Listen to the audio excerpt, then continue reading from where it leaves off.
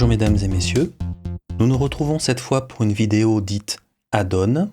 Pour rappel, ce genre de vidéo intervient lorsque je veux vous montrer une nouvelle version d'un modèle dont j'ai déjà fait la revue sur cette chaîne YouTube. Ici, deux modèles de stylos sont concernés, le Asvine V200 et le Junlai 930. Pour le Asvine V200, le modèle qui avait été présenté sur cette chaîne est celui que je vous montre ici, le modèle en titane, simple comme ceci, et c'était avec une plume Bock. Ici, il y a deux autres modèles, le modèle dit Rainbow ou arc-en-ciel, avec une plume Asvine, et ici, le modèle, on va dire, noir, transparent ou translucide, ici. Du côté Junlai ou Wingsong, nous avons ici le modèle qui a été présenté sur la chaîne YouTube, ce modèle Bordeaux, le Junlai 930, et nous allons voir cette évolution. Les deux se sont suivis d'ailleurs de peu de temps, et ici nous avons affaire à un modèle blanc avec des finiales noires, et les finiales sont désormais coupées. Nous démarrons par le modèle Asvine V200.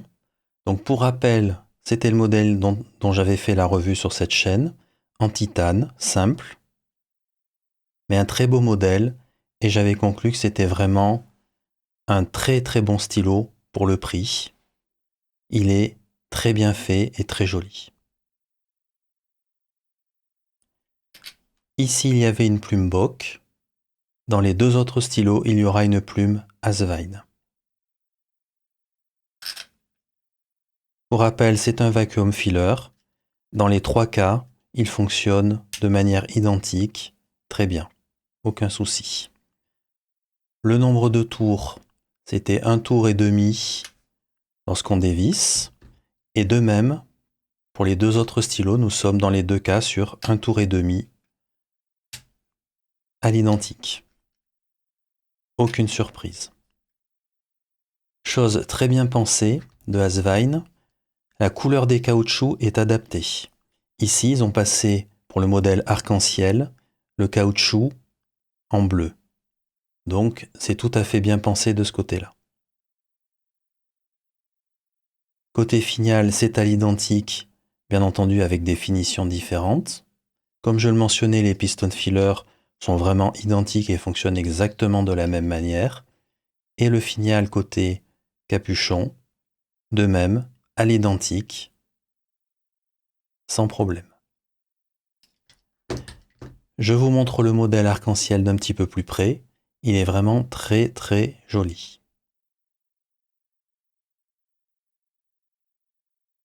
Même la plume a hérité de cette couleur arc-en-ciel.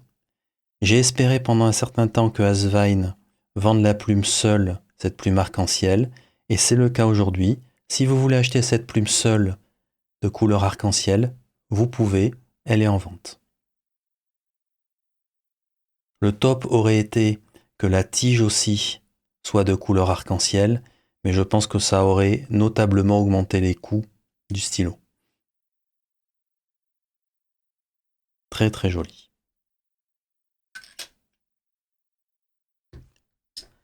La finition noire, transparente. Et là encore attention de Asvine au niveau de la plume. La plume a pris une couleur noire, tout comme le stylo.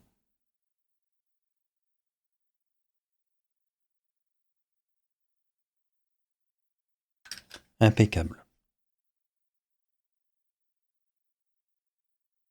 Nous sommes donc face à vraiment trois modèles identiques. Si l'on met de côté bien entendu les finitions différentes, une bonne régularité de Asvine dans le cadre de ces trois stylos au niveau du manufacturing, ils sont très proches les uns des autres. Au final, tout ce que j'ai dit lors de la revue pour le modèle Asvine V200 initial vaut aussi pour ces deux autres modèles, le modèle arc-en-ciel et le modèle noir translucide. En résumé, les deux facteurs principaux qui interviendront dans le choix d'un Asvine V200, c'est bien entendu la plume, Bock ou Asvine si elle existe, et la finition. Nous passons au test d'écriture. Et nous allons juste vérifier si cette plume M écrit très bien. Pour rappel, c'est une plume Asvine et non plus une plume Bock. Alors, ne pas oublier, c'est un vacuum filler, il faut donc ouvrir à l'arrière pour que l'encre puisse s'écouler. Ah, pendant que j'y pense, l'encre. J'ai décidé de vous montrer aussi une nouvelle encre, la Majohn Shuyu, que j'ai découverte en regardant Fountain Pen Therapy. Et vraiment, je ne regrette pas l'achat de cette encre, je l'avais trouvée très belle lorsque Vincenzo l'avait utilisée. C'est vraiment une très belle encre blue-black, bleu-noir, et elle fonctionne vraiment très bien dans les stylos, sans souci. Je reviens maintenant pour quelques commentaires sur ce stylo. Comme dans ma revue originelle, ce stylo est tout à fait confortable, et je vous reconfirme une fois de plus que les plumes Asvine sont de très très bonnes plumes.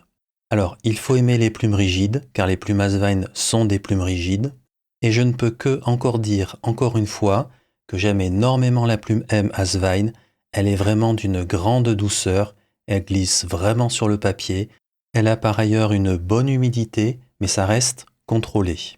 J'ajouterai par ailleurs que Asvine contrôle bien le manufacturing de ses plumes, que ce soit dans le cas du stylo arc-en-ciel Rainbow ou dans le cas de ce stylo noir translucide, tous deux sont équipés de la même plume Asvine de taille M.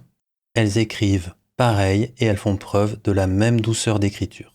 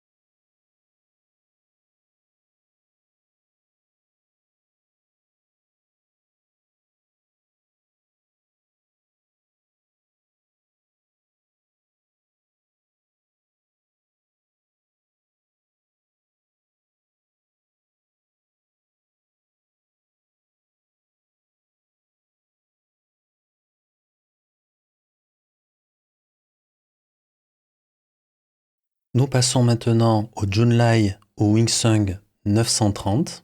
Nous sommes donc ici sur un gros modèle avec une plume de taille très importante, de taille 9.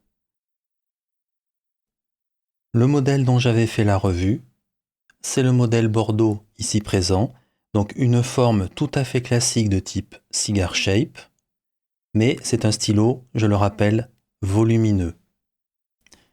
Eh bien, nous avons une évolution autant sur la forme que sur la finition, puisque les finiales sont désormais coupées au bout, et nous sommes sur une finition deux tons, du blanc et du noir au niveau des finiales, avec un grip de couleur blanche. Pour le reste, au niveau des dimensions, à ce niveau-là, les dimensions sont identiques sur les deux stylos, ainsi qu'à ce niveau-là, au niveau des capuchons. Bien entendu, la dimension change au niveau des extrémités. Je vous les rapproche pour vous les mettre côte à côte. Alors comme vous pouvez le voir, ça a du mal à rentrer au niveau de la caméra. Donc cette évolution, cette proposition de finition en parallèle de la finition initiale est aussi assez volumineuse. Le grip reste identique. Donc on est sur, on va dire, presque un tour. Ici, ça ne change pas. Donc au niveau du vissage des vissages, on est sur des choses identiques. Du côté du grip, comme je le disais, la dimension est aussi quasi identique. Alors c'est vrai que le modèle blanc paraît, du fait de sa couleur probablement et du fait qu'il ait les embouts coupés, paraît plus volumineux, Et lorsqu'on prend la mesure, on est sur des choses vraiment très très proches. De même ici pour la fenêtre d'encre, c'est la même. Je tenais à aborder aussi un point important parce qu'il a été reporté dans plusieurs vidéos par plusieurs propriétaires du stylo que ce stylo avait des problèmes de fuite d'encre au niveau de la jonction à cet endroit-là, au niveau du plastique noir. Alors pour ma part, je n'avais pas ce problème-là sur ce stylo-là, et j'ai fait le test sur le modèle blanc et noir Finial coupé, stylo à la verticale, plume vers le bas, je n'ai pas retrouvé d'encre dans le capuchon. Au final, je pense qu'il est important de vérifier deux choses. En premier, il faudrait vérifier que vous ayez un joint à cet endroit-là et un joint à cet endroit-là. Moi, avec ces deux joints-là, sur ce stylo-là, je n'ai pas de problème de fuite d'encre. Et une chose que l'on peut observer, c'est que la finition est passée de mat à brillante.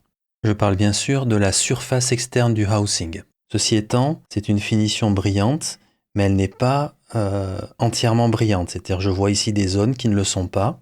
C'est un peu comme s'il y avait quelque chose qui avait été appliqué pour essayer d'améliorer l'étanchéité, pour isoler probablement, mais pas de manière parfaitement uniforme. En résumé, je vois des zones brillantes et je vois des zones qui ne sont pas brillantes. J'observe que ici, il y a un petit bout, je vais essayer de vous le montrer. Donc ça, c'est pas une finition tout à fait parfaite, on dira. On voit un petit bout de plastique poindre le bout, ici, sur ces deux endroits. Et ça, c'est quelque chose que j'ai observé sur plusieurs housings de ce stylo. Donc, c'est-à-dire qu'à l'arrière, ces deux petits picots ne sont jamais retirés par Junlai ou Wingsung. Alors, ça ne pose aucun problème, bien entendu, d'un point de vue de l'esthétique. Juste, ça me pose quelques questions. J'espère que vous les voyez bien. Et en plus, ils sont de couleur bleue. Très amusant. Voilà, donc les deux joints sont présents ici. Il semble que quelque chose ait été appliqué pour améliorer aussi l'étanchéité, mais en tous les cas, dans mon cas, avec les deux joints sur le précédent stylo, pas de fuite d'encre.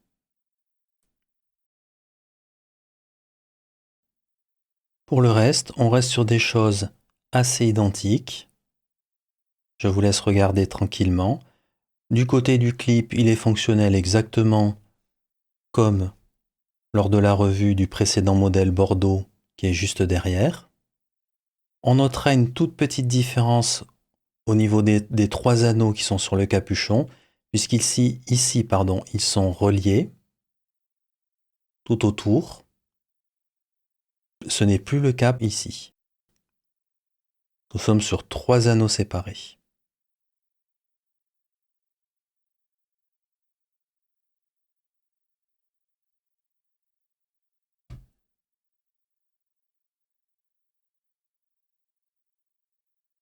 À l'intérieur, on retrouve la zone d'isolation.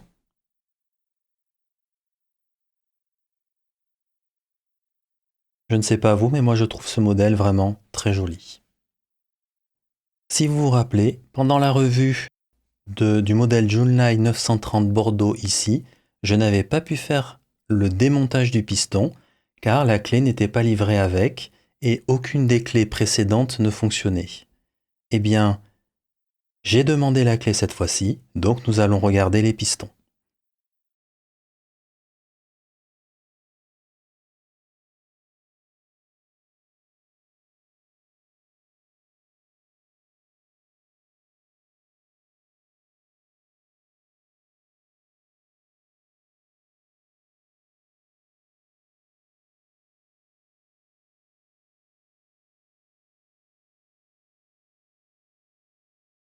Voilà, le démontage est terminé. Déjà, nous pouvons constater que c'est évidemment exactement les deux mêmes pistons dans les deux cas, dans les deux stylos. Et ce sont des pistons avec une tige plastique et non métal. Je dirais tout de même que compte tenu du prix, ça n'est pas non plus choquant. Par ailleurs, je m'autorise un petit clin d'œil à la compagnie Scribo. compte tenu du prix de leur stylo, ça serait bien aussi qu'ils passent quand même sur un piston complètement en métal.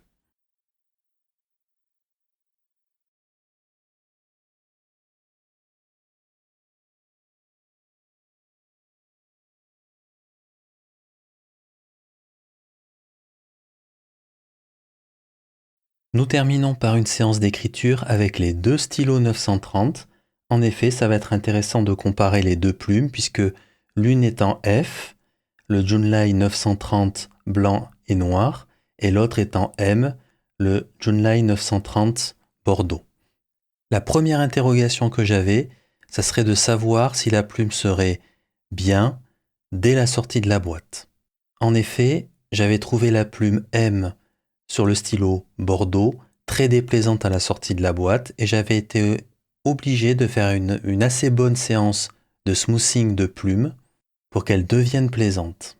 Eh bien, pour cette plume F, aucun problème dès la sortie de la boîte, elle écrit très bien. Une bonne plume, plutôt humide pour une F, et comme je l'avais signalé déjà pour le modèle 930 Bordeaux, il y a un tout petit peu de bounce. Ce bounce vient certainement juste de la longueur de la plume. Alors ne vous attendez pas à beaucoup de bounce, c'est juste un petit peu. Ensuite, comparons les épaisseurs de traits dans le cadre de la plume F et de la plume M. Eh bien pour moi c'est tout à fait correct, tout à fait bien respecté au niveau des dimensions de plume. On est bien sur du F et sur du M, pas de problème. Quelques mots pour terminer et en guise de conclusion. Ça fait très plaisir de voir qu'une fois de plus, Asvine et Junlai ont modifié leur modèle pour proposer des finitions différentes. On constate toujours cette belle régularité dans les modèles Asvine, une régularité tant au niveau du manufacturing du stylo en lui-même que de la plume. Du côté de Junlai et du modèle 930, il semble que dans cette nouvelle finition ait été intégrée la résolution des problèmes de fuite d'encre qu'ont eu certaines personnes. Ceci reste cependant à confirmer par les multiples revues qu'il y aura sur ce stylo. Et si l'on met de côté ce problème, du côté du manufacturing du stylo en lui-même, on est sur quelque chose de tout à fait consistant entre les deux Junlai 930. Personnellement, je suis très heureux de l'arrivée de cette nouvelle finition avec les finiales coupées et cette double couleur blanc-noir. J'aime beaucoup cette finition et je la trouve en plus avec un petit côté assez classe. Ceci termine cette vidéo add-on. Je vous remercie pour votre attention et à bientôt. But do you believe in what you see?